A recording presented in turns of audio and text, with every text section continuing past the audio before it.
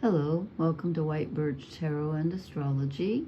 This is a full moon in Pisces reading for Taurus, Sun, Moon, Rising. I sometimes check my Venus and Mars also.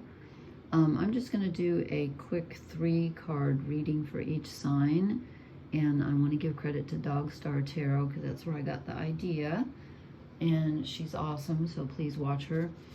And I will probably do a separate video on the astrology that goes along with the moon. I don't know if I'll do it tonight or tomorrow night. Depends on how tired I am. But it's awesome. It's amazing tonight. And we're having... okay, Taurus, you have the planet Uranus in your sign. Has been in there for... I didn't look to see when it moved in. But it's been like a year or something, hasn't it? I think... And I just looked to see when it moves out. It doesn't move out until July of 2025, and it moves out for a couple of months and then goes back in the winter of 2025, probably for a few months. Uranus shakes things up. It's the unexpected. It's, it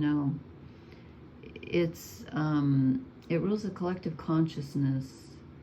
And so it brings in ideas. You might have had some really different ideas than you normally do, because Taurus is a very grounded, earthy earth sign, and Uranus is, mental in all senses of the word. It's like brilliant ideas, but strange ideas, progressive ideas. Anyway, so there have probably been a lot of life changes, I would think, if you have a lot of planets in Taurus. And again, Uranus right now is at 27 degrees Taurus. So you might feel an easing. It could work either way. As it moves toward the end of the sign, you could feel like it's easing away from you, depending on if your planets are towards the beginning of Taurus. It can also sometimes build in intensity when it gets to the end of the sign and get more concentrated. So I don't know, but it's interesting. So let's see what we got for you. And I've just done one. This is only my second reading of the night. I started with Aries, and I got the 7 of Cups for them too. And this is perfect for Neptunian energy. So the moon is conjunct Neptune in Pisces, and Neptune rules Pisces. And Pisces and Neptune are imagination, illusion, romance, creativity. It's wishing for things, but it's not about being clear. You're never quite sure. We got the snake, we got the sun, we got a snail, we got a pearl, honey. I mean, you don't know what you're going to get. So this is being kind of confused.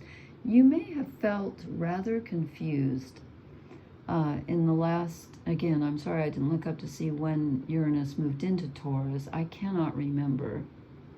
But I think it might take close to a year to go through a sign. I should know that as an astrologer, but I don't. Actually, I'm not a professional astrologer. I am self-taught. But anyway, so I think you've been feeling very confused. But we have some good news ahead, and you're probably like, why is death a good thing? We get the death card. And this is interesting because Uranus, which is in your sign, as I said, is trining, which is 120 degrees, which is a very positive aspect, the planet Pluto, which is at the tail end of Capricorn. Pluto rules death, rebirth, and transformation. So I think you're going to have a very definite change, which may have been kind of, moving along in the last year or so. I think it kind of comes to a culmination pretty soon. I don't think you have to wait until summer of 2025. Excuse me, that may be when it, completes. But I think the transformation has already begun because we're moving from this very illusion, imagination energy. Excuse me, here goes my voice. Excuse me. I have terrible allergies this time of year. So I think you're moving from that kind of energy. It's being transformed, which is a good thing. The death card is good in this instance, I think, because we end up with the 4 of Pentacles, which is very stable, very solid. I don't have to tell people with Sun in Taurus or Moon in Taurus or whatever to hold on to your money because you already do. Probably. Taurians are usually very smart about things like that, very practical. Now, I'm not saying they're not generous, but they're also usually pretty frugal. But I think that you're going to end up in a much more stable place.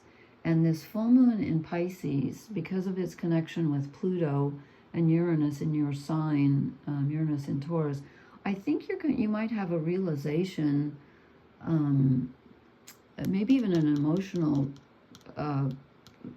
realization or emotional transformation that makes you feel much more steady in the months to come. Okay, so it looks positive for you. You had a rough ride, I think, and you're not used to feeling so at sea because you're so grounded normally. But I think that's going to change, and you're going to get your feet, your sea legs back under you. So I think it's going to be more solid. Okay.